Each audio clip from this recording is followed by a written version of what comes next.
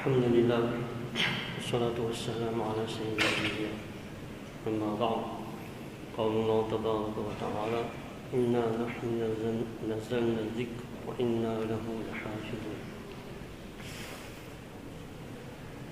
Dans 20 minutes, je vais terminer, Inch'Allah, donc c'est pas beaucoup, mais c'est pour rappeler déjà le but de ce séminaire qu'on appelle entre nous les Akabir, pluriel des Kabir, c'est-à-dire nos grands prédécesseurs. Et parmi les Akabir, il y a ceux qui ont quitté ce monde. Et parmi eux, les premiers, c'est-à-dire les modèles sur qui on base notre iman, notre pratique de din. Les premiers, ce sont les Sahaba Kiram. Ensuite, ce sont les tabi'in, ceux qui ont suivi les Sahaba Kiram, et ainsi de suite. Et il y a aussi ceux qui sont vivants, ceux qui sont parmi nous. Et ça, c'est unique. Unique dans les trois religions, on va dire monothéistes. Quand on parle des saints d'autres religions, généralement, sont déjà décédés. D'ailleurs, de nos jours, un saint dans d'autres religions devient un saint après sa mort. C'est après sa mort qu'on fait une enquête. Ensuite, c'est à ce moment-là qu'on le canonise, qu'il devient un saint officiel. Et Allah subhanahu wa ta'ala, depuis les Sahaba Kiram jusqu'à maintenant, et jusqu'au jour de Qiyamah, ne nous a pas laissé orphelins. Comme Allah subhanahu wa ta'ala nous dit dans le verset que je viens de lire, وَإِنَّا لَهُ لَحَافِظُونَ, dans du Coran, Allah subhanahu wa ta'ala a préservé le Coran dans sa totalité, dans ses mots, les mots même du Coran, dans le sens du Coran. C'est pour ça qu'il y a toute cette science unique des hadiths. Ensuite, il y a le travail immense des ulama à travers toutes les époques jusqu'à maintenant. Maintenant aussi, et ce sera toujours des qiyam. Mais pas seulement la science. Allah subhanahu wa ta'ala a fait en sorte, c'est son organisation, qu'en même temps qu'il y a Kitabullah, le livre d'Allah, connaissance, la préservation de la connaissance jusqu'au jour de Qiyamah, il y aura aussi la Rijalullah, ce que Ma'ana Rizwan a dit, les Ahlullah, les gens d'Allah subhanahu wa ta'ala. Et ça, c'est une preuve, c'est un argument de la véracité de notre dîme. Il n'y a pas seulement les livres, il n'y a pas seulement les textes, mais il y a aussi des gens, comme Allah Ismaël vient de citer quelques exemples. Il y a aussi des gens qui, à travers toutes les époques, jusqu'à maintenant, qui vont réussir à réaliser de la manière la plus parfaite possible toute la science, toute la connaissance qu'ils ont. De réaliser à un niveau kamil, à un niveau total et complet la piété. Et nous avons donc vu, mais c'est difficile de parler de ces gens en peu de temps. Ça, c'est vraiment, comme on a dit, c'est une introduction. Parce que parler des Awliya Allah, des Mashayikh, de notre des récents, on ne parle pas des gens, des Sahaba Kiram ou des Aïmans, juste ceux que nous avons connus, ou ceux qui ont connu dans un siècle, 2 siècles. Il faudrait des heures et des heures et des semaines pour en parler et on n'en finira jamais. Et ça, c'est notre trésor. Donc, c'est, comme Allah vient de le dire, maintenant, la question c'est, ça sert à quoi à nous? Le ilm des ulama, eh bien, ça sert aux ulama. Mais nous, celui qui n'est pas alim. Alors, qu'est-ce qu'on peut obtenir de ces gens? D'abord, première chose, il faut les reconnaître. Il ne faut pas se dire que les gens pieux, c'était des gens qui ont vécu. Ils ont vécu, c'est sûr.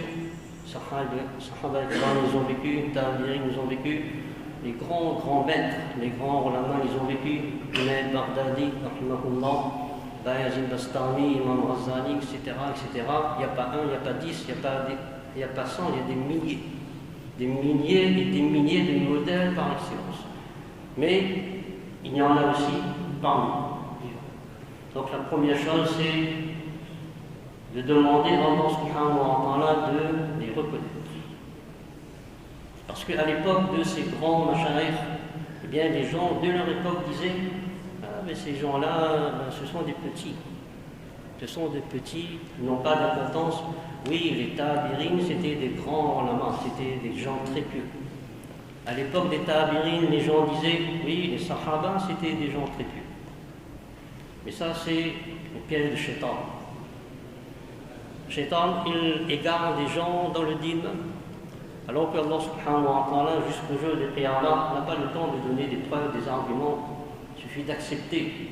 Mais c'est un sujet qu'il faudra développer. Ce n'est pas un sujet qu'il faut condenser, qu'il faut expliquer et clarifier tous les aspects de ce qu'on appelle la compagnie des gens sortants. La compagnie, la fréquentation des gens. Parce que l'amour d'Allah, comme on en vient de mentionner, la taqwa, on peut dire la taqwa, l'amour d'Allah, la piété, ça ne vient pas tout seul.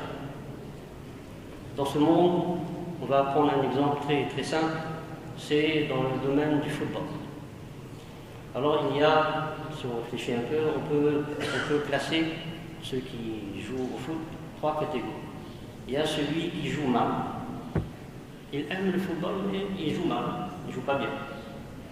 Ensuite, il y a celui qui joue bien, et qui joue très très bien. Ce sont les professionnels. Il y a une 3e catégorie qui n'est pas ignorée, mais c'est parfois occultée, parce qu'il se tient un peu à l'arrière. C'est l'entraîneur. Et le plus important là-dedans, c'est l'entraîneur. Parce que même le joueur qui joue bien, qui joue très très bien, qui est devenu une star mondiale, il ne l'est pas devenu par lui-même. Il ne l'est pas devenu par lui-même. Il s'est entraîné. L'équipe même, pas seulement le jeu, l'équipe, même une équipe qui remporte toutes les compétitions, l'équipe, elle est entraînée, il y a un entraîneur. Aucun joueur pouvait demander à Zidane, à n'importe qui, s'il est arrivé à ce niveau. C'est grâce à son entraîneur, c'est grâce à son talent bien sûr, à son effort, mais c'est l'entraîneur. C'est pour ça que l'entraîneur, il est aussi bien payé, parfois plus même, que certains joueurs. Et quand l'équipe perd, vers qui on se retourne? Vers l'entraîneur. On lui dit, tu n'as pas assez entraîné, c'est ta faute, on change d'entraîneur. Eh bien, Hazrat Mohamed Shah, il disait que dans le dîn, il y a, dans cet aspect, il y a 3 catégories de gens. Il y a le fasik, c'est-à-dire le musulman, le mu'min, mais il fait le bien, il fait le mal, il est entre les deux, il fait plus de mal que de bien. Mais c'est un mu'min, il est dans le dîn quand même. Il y a le wali, l'homme pieux. Lui, il ne peut pas dire que quelqu'un fait que du bien, il ne fait pas de mal, mais c'est le bien qui domine en lui. Ensuite, là aussi, il y a des degrés, mais c'est quelqu'un de pieux. Il y a une 3e catégorie, c'est Wali Sage, Wali Egal, celui qui forme, celui qui enseigne, qui forme quelqu'un à la piété. Et ce sont ces gens. Ça, c'est tous les ulamans qu'on vient de citer. Il y a beaucoup d'autres, on a cité que 1 ou 2, il y a par centaines. Eh bien, s'ils avaient un très haut niveau de connaissance, très haut niveau de piété personnelle, mais ils avaient cette qualité aussi, ils pouvaient former la piété de quelqu'un. Ils pouvaient former la piété de quelqu'un. Et notre piété, ce que nous avons à construire, eh bien, lorsque on veut devenir, comme je viens de citer, un bon footballeur, on prend un entraîneur. On veut connaître bien nager. Est-ce qu'on se contente d'un livre où on prend le livre des anciens nageurs, des champions du monde, et on devient un bon nageur comme ça? Non, on va vers un maître nageur vivant. C'est lui qui va nous apprendre à bien nager, comme il le faut. Et à notre époque, c'est encore plus répandu. Il y a des coachs qui nous apprennent à marcher. comme si on se dit, ben, personne ne sait marcher. Non, tu ne sais pas marcher. Donc on paye, on voit ici, ça se voit ici, il y a des coachs qui apprennent, qui enseignent à quelqu'un comment marcher. Et si on va dans la médecine chinoise, les arts martiaux chinois, on va vers un maître, il va dire, je vais t'apprendre à respirer. Et ah, ben, je ne sais pas respirer, ben, comment je suis vivant? Et non, tu ne sais pas respirer. Tu respires bien sûr, mais ce n'est pas la bonne façon de respirer. Si tu veux progresser dans les arts martiaux, être plus rapide, je vais t'apprendre à respirer. Dans tous les domaines de la vie, on prend un stade. Dans le rythme aussi, on prend un professeur. Mais l'activité, on dit l'amour d'Allah, ça s'apprend. Ça ne vient pas tout seul. Comme le prophète sallallahu, et ça ne vient pas seulement des machins, ça c'est un enseignement qui vient d'Allah subhanahu wa ta'ala. Pour terminer, juste pour citer l'origine de tout ça, et pour nous montrer aussi, ce séminaire, c'est pour nous montrer que nous devons faire pour nous-mêmes, retrouver ou confirmer notre confiance dans le ilm, dans le din de nos machins, de ne pas s'éparpiller, comme on l'a dit, de rester ferme là-dessus, parce qu'ils avaient une connaissance très très solide, qui était reconnue même, ils sont toujours reconnus par les ulama arabes. Donc, il faut retrouver cette confiance. Parce que nous savons très bien que de nos jours, lorsque ça se voit devant nous, pas besoin d'aller dans d'autres pays, chez nous-mêmes, lorsque quelqu'un va dans une voie, dans une déviation, shirk, bid'a, et plus grave que ça de nos jours, quand quelqu'un se fait exploser, quelqu'un tue des gens, des non-musulmans et non-musulmans, la raison c'est que, ici, je parle d'ici, c'est que la personne ou les personnes se sont éloignées des ornements de l'âme, se sont écartés à un moment donné, soit qu'ils n'ont jamais été en contact, n'ont jamais fréquenté, n'ont jamais fait confiance dans la piété ou dans la science, dans la connaissance de ces ornements, se sont écartés à un moment donné, se sont isolés. Et là, quand on s'isole des ornements, on se sépare, on n'a plus confiance dans leur ilm, dans leur connaissance. Shaitan dit, bah, c'est quelqu'un qui est disponible pour moi. Et là, c'est facile de le faire tomber dans ceci et dans cela. Donc c'est pour ça que ce séminaire a été mis en place, parce que c'est extrêmement important. Bien sûr, comme on dit ça, ça va nous enseigner la taqwa, l'amour d'Allah, la conscience de la présence d'Allah, mais ça préserve même l'imam. Plus que ça préserve l'imam. Donc, du temps du Nabi Karim sallallahu alayhi wa sallam, il y avait, comme vous le savez, il y avait les idolâtres, les mushrikin de Makkah. Il y avait les Ahl Kitab. Les Kitab, ce sont les chrétiens et les juifs. Alors, lorsque au début, le messager d'Allah il a commencé donc à prêcher, bien au fur et à mesure, tous les gens ont dit, ben, nous aussi, on aime Allah. Les chrétiens disent, ben, nous aussi on aime Allah subhanahu wa ta'ala. On croit en Allah, on adore Allah subhanahu wa ta'ala à leur façon, mais et c'est vrai aussi, ils le disaient. Les juifs aussi disent, ben, nous aussi nous avons les livres, les kitab, nous croyons en Allah, nous adorons Allah. Même les mouchriquines disaient. Les mouchriquines, c'était des idolâtres, mais ils croyaient quand même en Allah subhanahu wa ta'ala. C'était un de leurs dieux. Et même un de leurs dieux. Ils appelaient Allah le Dieu du ciel.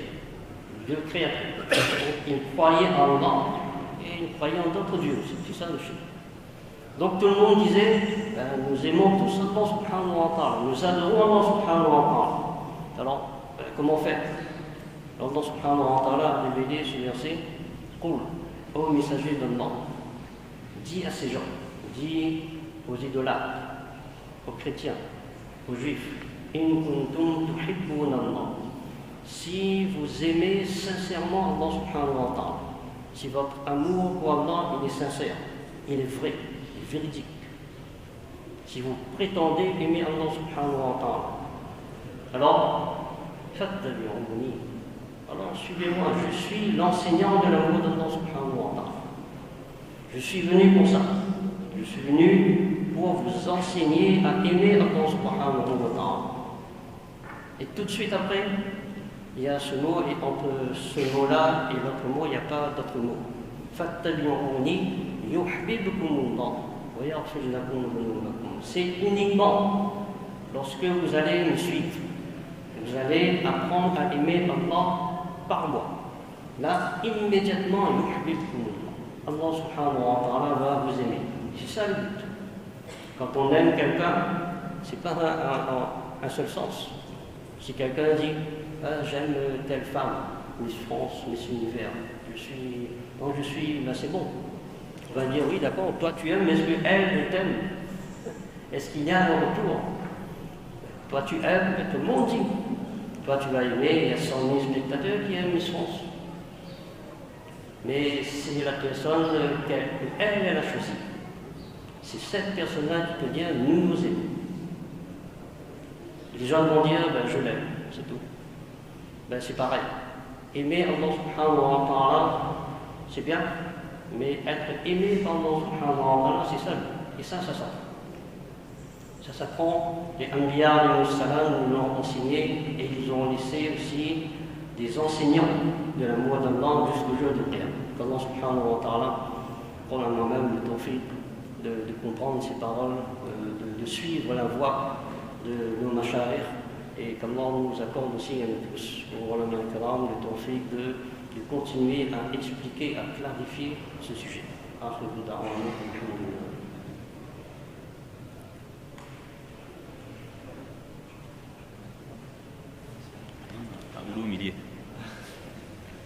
اللهم صل على سيدنا مولانا محمد وعلى ال سيدنا محمد وبارك وسلم. لا اله الا الله الحليم الكريم سبحان الله رب العرش العظيم الحمد لله رب العالمين. نسألك موجبات رحمتك وعزائم مغفرتك والغنيمة من كل بر السلامة من كل إثم. لا تدع لنا ذنبا إلا غفرته ولا هما إلا فرجته ولا ضالا إلا هديته ولا مريضا إلا شفيته ولا دينا إلا أديته ولا حاجة من حوائج الدنيا والآخرة إلا قضيتها يا أرحم الراحمين. Ya Allah, accepte ces paroles qui ont été dites. Accorde-nous, chacune d'entre nous, le tawfiq de suivre la sunnah, de rester avec l'imam, de cultiver la taqwa et de quitter ce monde avec l'imam. Ya Allah, accorde-nous, augmente dans notre cœur l'amour des sahaba et kiram, tabirin, des mashayikh, des organidines qui ont quitté ce monde, ceux qui sont encore vivants. Et accorde-nous le tawfiq de rester accroché à leur ligne, de rester ferme et de suivre avec fermeté leur voie. Et Allah accorde la santé, une santé complète, sans séquelles à tous les malades dans le monde entier. Et Allah accorde à chaque ummati, dans le monde particulièrement ceux qui passent le mois de Ramadan dans les difficultés dans les pays en guerre, ou ceux qui n'ont pas assez de moyens. Accorde nous-mêmes à chaque ummati le tawfiq de passer un bon mois de Ramadan. Et Allah, accorde-nous le tawfiq d'apprendre à t'aimer, d'apprendre à te craindre et de quitter ce monde avec l'imam.